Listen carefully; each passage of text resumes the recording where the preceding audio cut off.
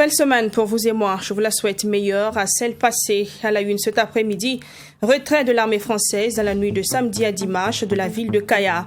Les populations hostiles à la présence française sur le territoire avaient tenu des manifestations durant 3 jours pour leur départ. Une victoire pour les populations qui enregistrent quelques blessés. L'Unir MPS, le mouvement des partis sankaristes, qualifie l'attaque de Inata qui a fait 53 morts d'attaque la plus honteuse et la plus humiliante. Des propos tenus lors de leur première conférence de presse après leur congrès tenu les 30 et 31 octobre et le 1er novembre dernier. Une conférence de presse consacrée à la question sécuritaire. Et puis en culture, le concept allant échouer de Smarty a convaincu les Burkinabés. L'artiste rappeur a fait le plein du stade municipal le samedi dernier, un concert historique qui accompagne son tout dernier album Odyssée. Les images en fin de journal. Bonjour à vous et bienvenue à ce 13h. À Kaya, les populations obtiennent gain de cause après 3 jours de résistance face au convoi militaire de l'armée française. Dans la nuit du samedi, le convoi logistique français a rebroussé chemin. Une bataille gagnée, mais pas sans séquelles. Dans leur détermination à découvrir le contenu des camions des soldats français, les manifestants ont été dispersés. On dénombre des blessés dans leur rang. Abdourahim Niaye de retour de Kaya. C'est dans la discrétion de la nuit que le convoi logistique français, face à une population engagée et déterminée, a rebroussé chemin après près de 3 jours de tentatives vaines de traverser la ville de Kaya. Pour certainement échapper aux preneurs d'images, pas question d'allumer les phares des véhicules avant d'être éloignés de la zone. Durant donc tout ce temps, jour et nuit, les populations sont restées sur leur position. Pas question de laisser passer le convoi militaire parce qu'elles n'ont plus confiance à cette armée étrangère. Nous sommes là pour manifester, pour demander à l'armée française qui est en train de convoyer du matériel pour amener là où on ne sait pas, de répartir. On nous dit que c'est le Niger, mais ce n'est pas sûr que c'est le Niger. Puisque nous avons fait une remarque, chaque fois que l'armée française passe ici avec du matériel, quelques jours après, il y a des attaques à n'en pas finir. Et nous, on se pose des questions. C'est inadmissible.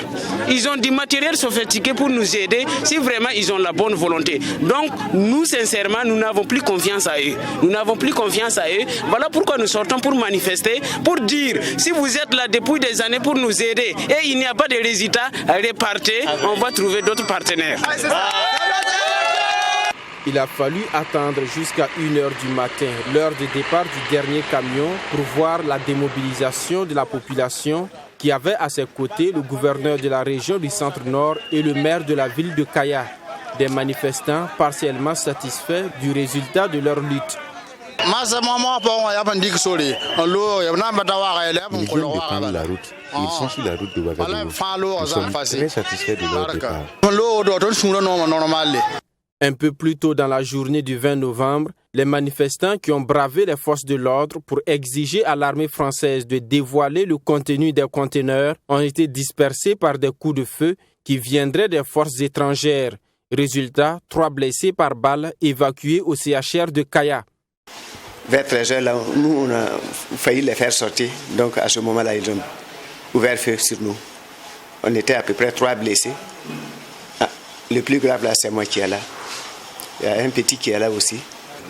Bon, depuis hier soir, on n'a rien gagné comme la santé aussi. Bon, on nous a donné des médicaments, mais pour le moment, ils ne sont pas venus nous soigner d'abord. Les organisations de la société civile qui ont appelé à cette mobilisation 72 heures durant s'en félicitent déjà et marquent leur engagement à poursuivre la lutte pour le départ des troupes étrangères de la zone sahélienne.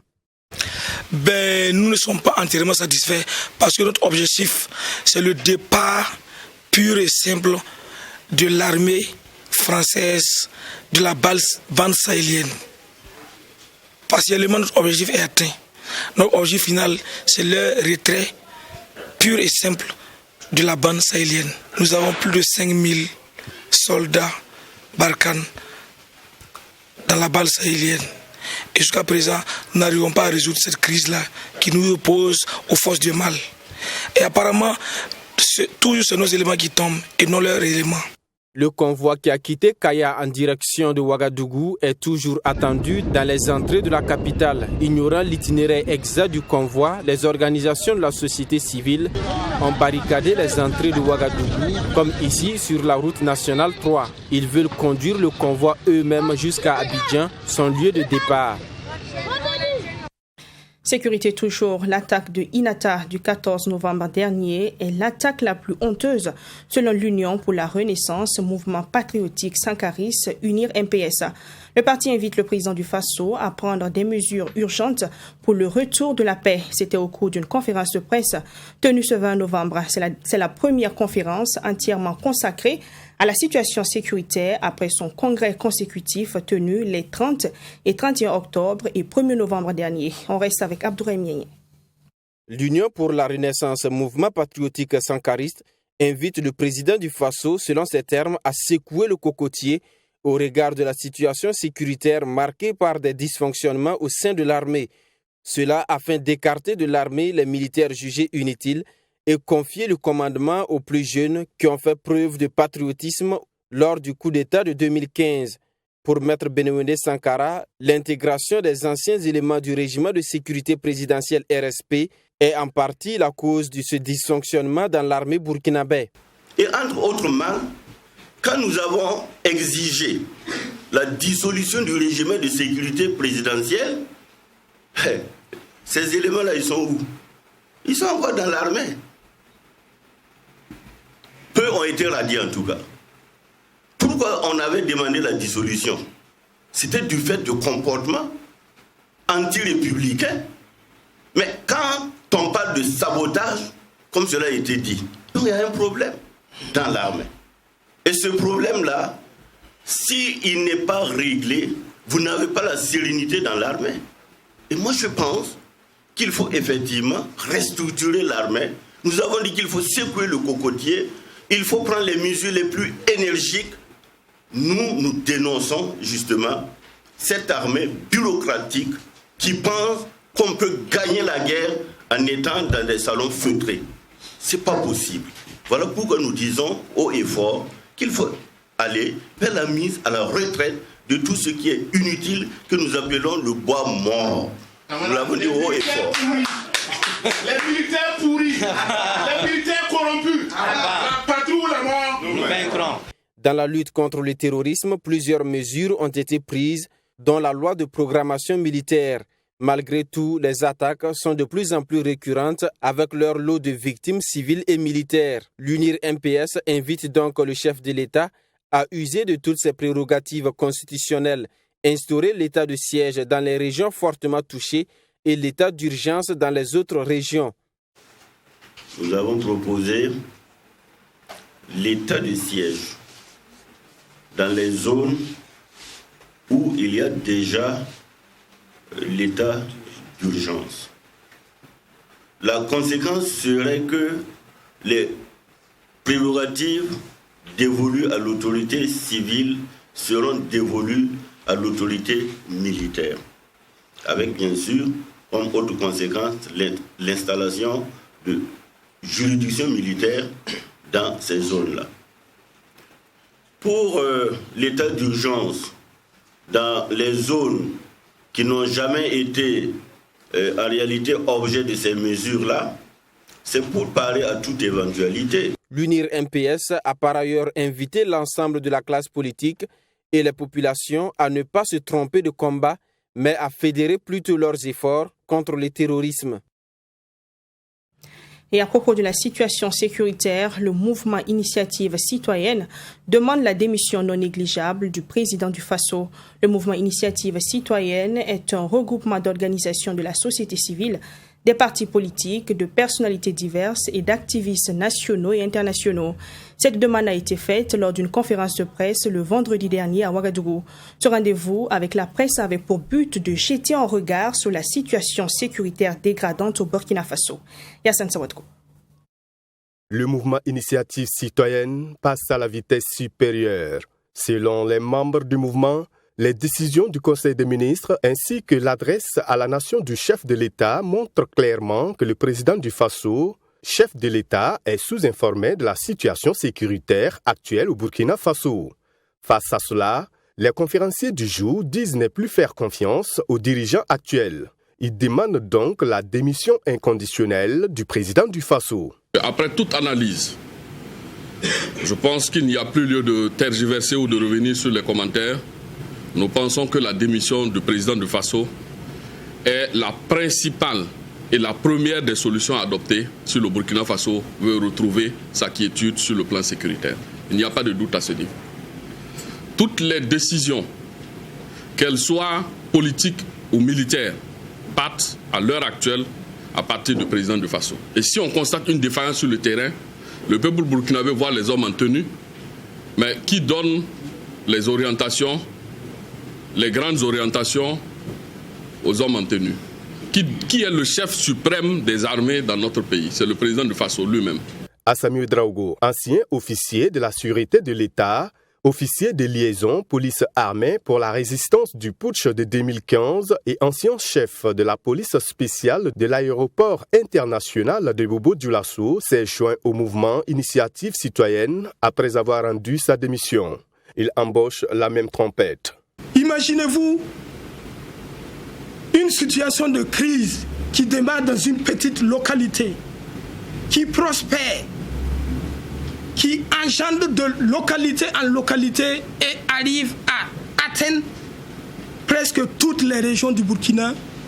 Pensez-vous que celui qui au départ n'a pas pu gérer quand il était dans une seule localité sera-t-il encore à mesure de nous ramener à une situation de stabilité pour notre très chère patrie? Moi, personnellement, j'ai plus confiance ni au chef de l'État, ni à son gouvernement. Le mouvement Initiative citoyenne compte, à partir de ce samedi 20 novembre, entreprendre des manifestations sur toute l'étendue du territoire national jusqu'à la fin du mois. Toujours selon eux, si d'ici le 27 novembre 2021, le président du Faso refuse de rendre le tablier, il envisage lancer un mot d'ordre de désobéissance civile pour exiger son départ. À Bobo-Dioulasso, conférence de presse samedi dernier pour le mouvement alternatif de veille citoyenne. Le mouvement à cette rencontre a annoncé une marche de soutien au président du Faso, Roch Kaboré, dans la lutte contre l'insécurité. Conférence au cours de laquelle les responsables du mouvement ont lancé un appel au peuple burkinabé à l'union des forces dans ce contexte marqué par l'insécurité. Correspondance de Joseph Koutko. En lieu et place d'une marche-meeting ce samedi, c'est une conférence de presse qui a été animée par le mouvement alternatif de veille citoyenne. Un point de presse qui, selon les organisateurs, a pour objectif de soutenir les initiatives du président du Faso. À travers ce point de presse, les responsables du mouvement disent lancer un appel d'éveil de conscience. Après 60 ans d'indépendance, il faut que l'homme soit mis au centre. Il faudrait que nous-mêmes, nous nous demandons où est-ce que nous allons. Notre pays, depuis 6 ans, nous vivons une grande crise qui risque de mettre en péril même l'existence même du Burkina Faso en tant qu'État. Et actuellement, notre pays est sous le coup du mensonge. C'est le mensonge qui est droit actuellement au Burkina. La vérité n'a plus le droit à rien. Le patriotisme n'a plus sa raison d'être. L'amour du prochain n'a plus sa raison d'être. La fraternité est morte au Burkina. Où est-ce que nous allons? C'est pour ça que nous sommes là aujourd'hui, pour dire nous sommes face à un péril. Le péril est déjà là, puisque nous avons plus de 1 500 000 déplacés internes. Si nous-mêmes, nous ne décidons pas de nous assumer et d'être nous-mêmes pour chercher la solution à notre problème. C'est pour ça que Alternative est là aujourd'hui. Pour le mouvement alternatif de veille citoyenne, le plan sécuritaire de ce pays dépend d'une organisation interne, car selon eux, les ennemis premiers du Burkina Faso sont les Occidentaux. Nos matières premières, là, c'est ça notre problème aujourd'hui. Le Burkina, c'est une mine d'or. Moi, on a fait la synthèse. Vous-même, les journalistes, vous êtes au courant. On est en train de se tromper d'ennemis, d'adversaires. Et puis, on va payer cher. On a déjà payé. Si nous ne prenons pas garde, peut-être d'ici 6 mois, on ne pourra même plus venir dans cette salle-là. Parce qu'on sera des esclaves dans notre pays. Notre pays sera occupé. Donc, alternative, nous avons dit, sur le plan sécuritaire, là, il faut que nous nous organisons nous-mêmes. Mais je vous dis une chose, vous êtes la presse. C'est les Occidentaux qui veulent notre pays. Mais ils utilisent nous les Africains pour qu'on se massacre. Arrêtons le massacre. Et regardons dans la même direction. Le mouvement alternatif d'éveil citoyenne, en guise de conclusion à ce point de presse, annonce une marche pour le samedi 23 novembre 2021. Éducation. Les travaux des Assises nationales de l'éducation nationale se sont achevés ce week-end. Les participants ont échangé sur plusieurs thématiques. Ils ont par ailleurs proposé des solutions qui permettront par la suite d'élaborer une feuille de route pour la mise en œuvre des dites solutions. Le chef du gouvernement se dit satisfait de l'organisation de ces assises qui a été à la fois inclusive et participative. Mamitri Anakamabo. Les acteurs du monde de l'éducation se sont donné 3 jours pour refonder le système éducatif et bâtir une école nouvelle pour le Burkina Faso. Après ces 72 heures de travaux, les participants ont échangé sur 10 thématiques. Des modules sur lesquels ces participants ont apporté des propositions et solutions. Recommandation a été faite par le syndicat de mettre en place des structures de dialogue au niveau central et déconcentré afin de valoriser le dialogue permanent. Des propositions ont été également faites, notamment pour ce qui concerne la promotion des langues nationales et la gratuité de l'éducation aux préscolaires.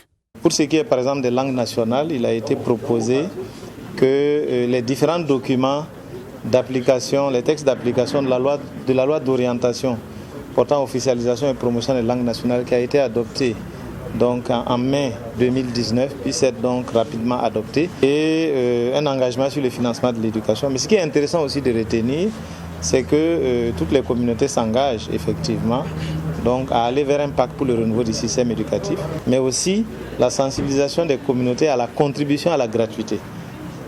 Parce que quand on dit gratuité pour les gens, bon, je mets mes enfants au monde et puis le gouvernement doit s'en occuper.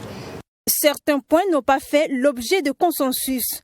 Il s'agit notamment de la question de carrière des enseignants. Selon le secrétaire général du SINAFEB, Robert Koudougu-Kaboré, un statut a été adopté par rapport à cela, une mesure qui n'est pas du goût de ce syndicat. Si vous voulez relever le niveau de recrutement des enseignants, il faut que sur toute la ligne, on puisse avoir un relèvement. Nous ne sommes pas d'accord avec le statut particulier dont ils ont adopté, qui en réalité a bloqué les carrières de beaucoup d'agents. Ça fait bientôt 4 ans, vous bloquez les carrières, vous ne faites rien pour améliorer et vous bloquez d'autres personnes même au niveau de leur évolution. Le Premier ministre se dit satisfait de l'organisation de ces assises qui a été à la fois inclusive et participative. Il a pris l'engagement en tant que chef du gouvernement de travailler afin que l'école retrouve sa mission première qui est de former des Burkinabés responsables, travailleurs, patriotes et ouverts au monde. Ce que je retiens de positif dans tout ce mécanisme qui a été mis en place par le ministre en charge de l'Éducation nationale, c'est qu'il a permis de fédérer les points de vue de l'ensemble des forces vives de notre pays autour de la question de l'éducation. Nous devons travailler à faire en sorte que l'éducation soit le socle de la transformation de notre économie.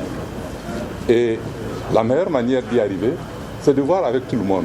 Le chef du gouvernement a aussi engagé le ministre de l'Éducation nationale à élaborer une feuille de route de la mise en œuvre des recommandations et conclusions issues de ces travaux en vue de les soumettre au gouvernement dans de meilleurs délais. L'impact de la situation sécuritaire est aussi ressenti au niveau des services financiers. Dans des zones touchées, la fermeture de certains services était finalement la seule option.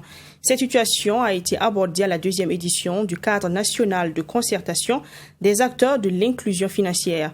La rencontre a refermé ses portes ce vendredi. Les acteurs ont eu le temps de penser à de nouvelles possibilités de servir les zones touchées par le terrorisme. La digitalisation des services financiers est l'un des moyens de résilience évoqués. On fait le point avec Fatima Tenkim. De nombreuses institutions financières ont fermé leurs portes dans plusieurs localités du Burkina Faso du fait des attaques terroristes. Une situation qui n'est pas sans conséquence sur les usagers de ces services financiers. Ces 2 jours de travaux ont donc permis à ces acteurs de l'inclusion financière de se pencher sur cette question à travers les thèmes qui ont été développés. On a examiné la situation des zones où les services financiers sont fermés parce que emploi à l'insécurité.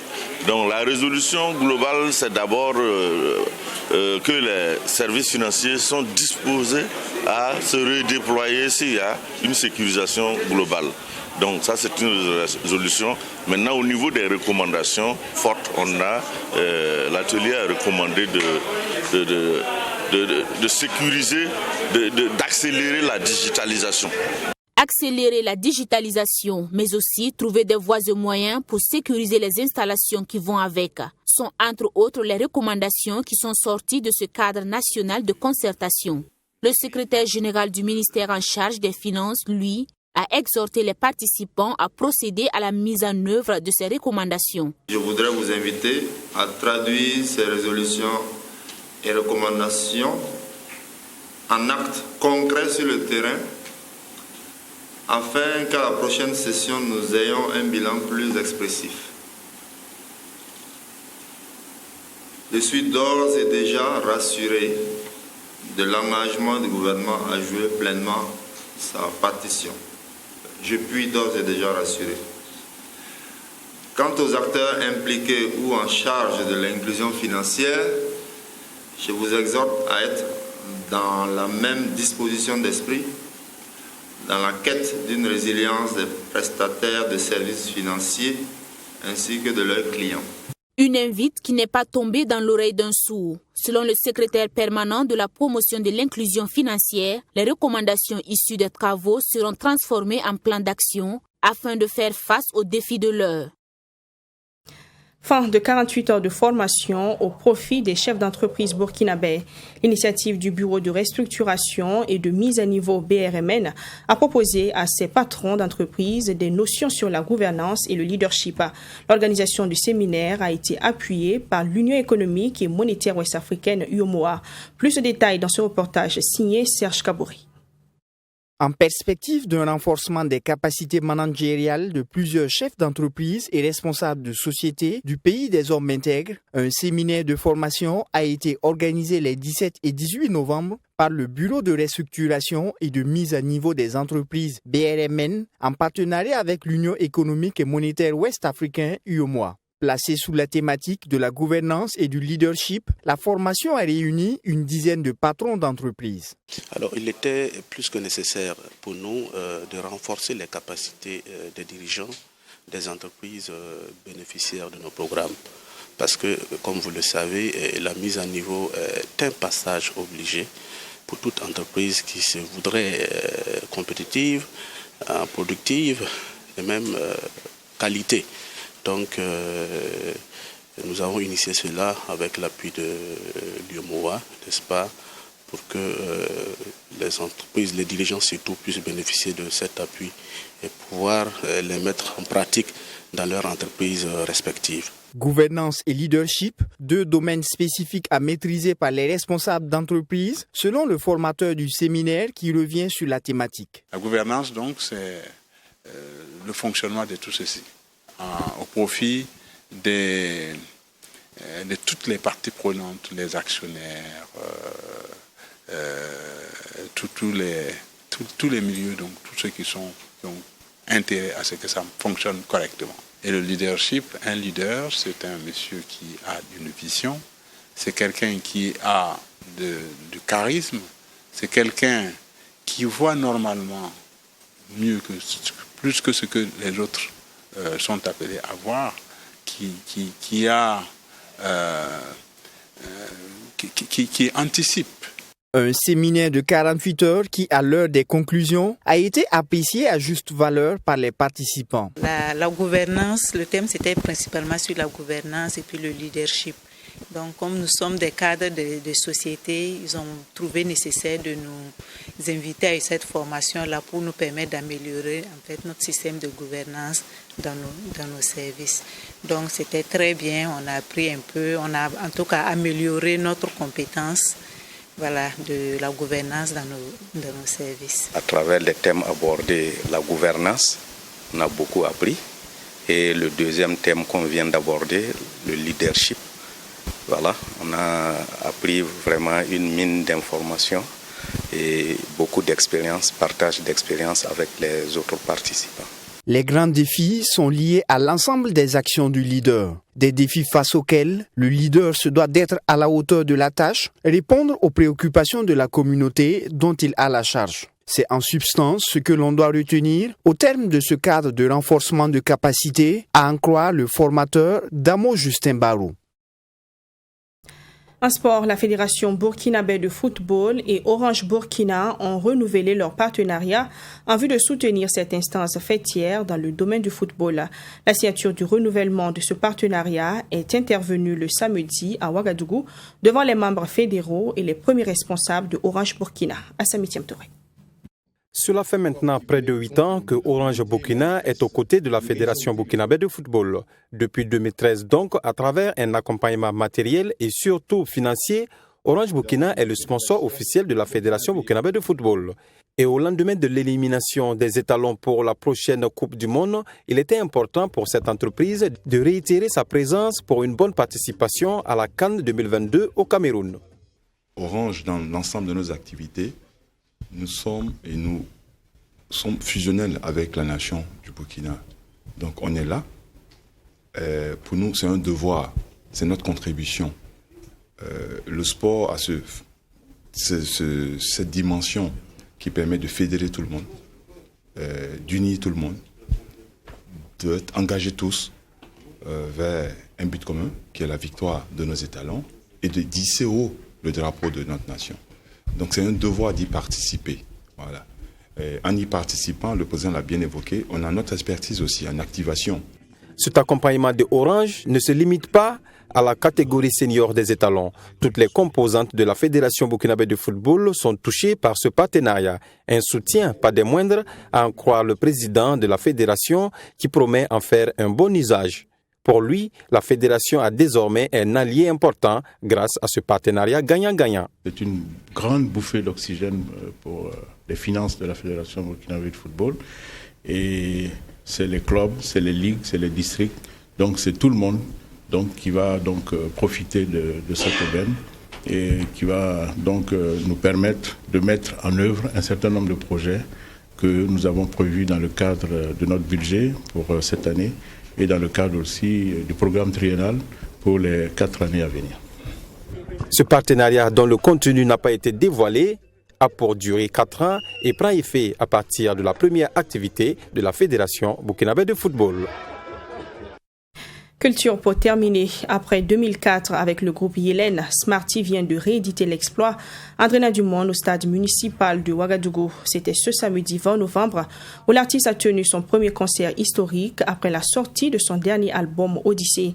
Du monde et de la sensation, il y en a eu, nous raconte notre reporter Maxime Jean-Eudes Bambara.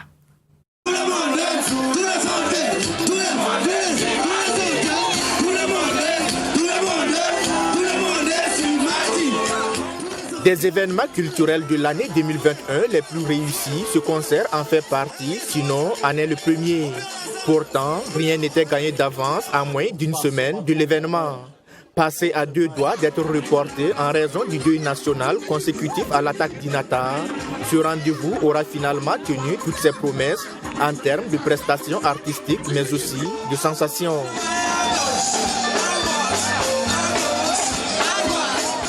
Après une première partie assurée par des artistes comme Players, Oskimo, Imelda, Simon, Ombre Blanche, Consonne et Voyelle, Bamroad et son fils, le prix découverte RFI 2013, l'auteur de Odyssée fait son entrée sur la scène aux environs de 22h, devant un public conquis à sa cause. Dans les gradins, c'est l'extase et sur la pelouse, le public est en ébullition.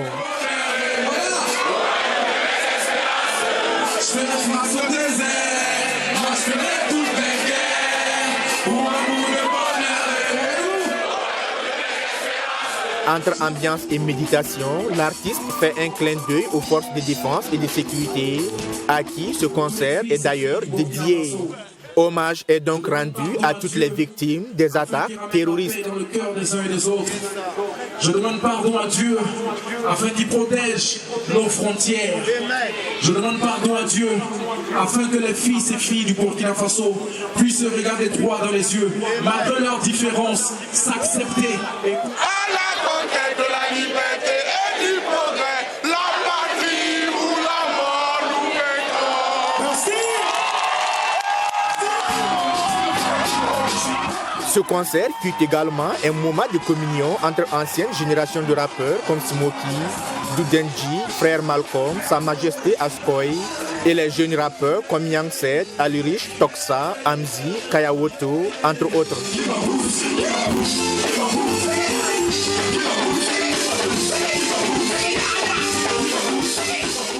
La plus grande surprise de la soirée aura été sans doute l'entrée sur scène du groupe Magic System.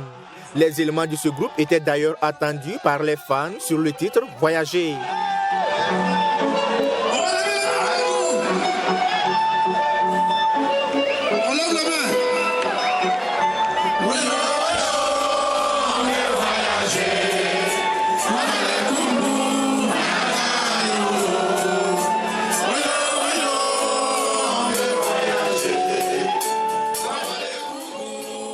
Après le show des magiciens, la soirée connaît son apothéose avec le titre RAP de l'album Odyssée. Et c'est un Smarty rageux qui a livré toutes ses émotions dans cette chanson qui a fait du buzz dans le monde du showbiz burkinabé. Un titre à travers lequel l'artiste a une fois de plus fait montre de son talent et démontré qu'il n'a plus rien à prouver dans le rap burkinabé.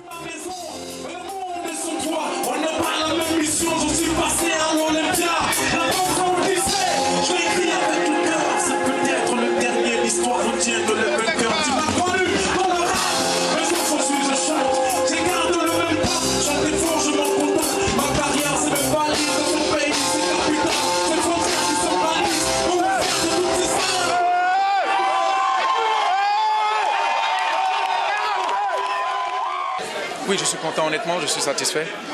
Je suis très heureux, mais je pense que c'est, en toute humilité, je dirais, c'est le début. Ce n'est qu'une étape. Pour moi, ce n'est qu'une étape. Je pense que les Burkinabés peuvent encore montrer beaucoup plus. Mais je pense que, honnêtement, ils m'ont élevé à un niveau où je suis dépassé. Je suis très heureux. Je sais de maîtriser mes émotions, mais je pense que, honnêtement, j'ai envie de crier, j'ai envie de dire que yes, on y est arrivé, mais pas uniquement par ma seule énergie. Concert de haut niveau, concert d'une autre dimension, concert BON, les qualificatifs ne manquent pas pour résumer l'événement.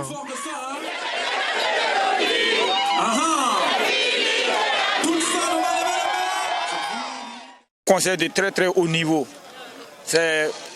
Pour moi, c'est le concert de l'année en tout cas. Et payer 20 000 ou 25 000, on ne regretterait jamais. J'ai beaucoup aimé le concert et c'est du BON. Franchement dit, l'artiste a mûri, l'artiste a beaucoup de choses à montrer aux yeux du monde. Sur l'album, je n'ai pas de préférence. Sur l'album, je n'ai pas de préférence. Tout l'album est de belle facture.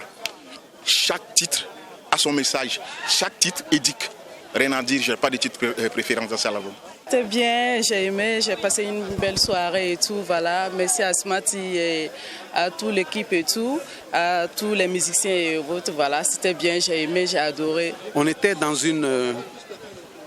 le début d'une autre dimension qui s'ouvre pour l'Afrique, pour ses fils, pour ses enfants, pour balayer la dimension des années 60. Pour installer la dimension des années d'aujourd'hui. L'année d'aujourd'hui, c'est les enfants d'aujourd'hui. Vous avez vu qu'il y avait plein de jeunes, mais nous étions dans un rituel. C'était pas, on appelle ça concert musicalement, artistiquement, mais on était dans un rituel. Dans un rituel où la dimension était élevée, mais l'être qui nous chantait était habité. Et par Dieu, et par nos ancêtres, et par les divinités supérieures.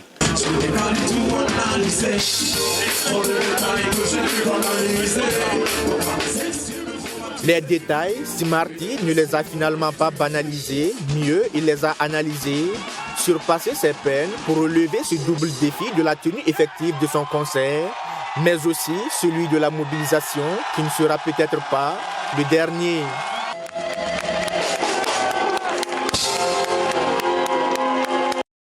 Fin de ce 13h, merci de l'avoir suivi. Je vous attendrai ce soir à 20h pour le journal du soir. En attendant, bonne suite au programme sur Twitch TV.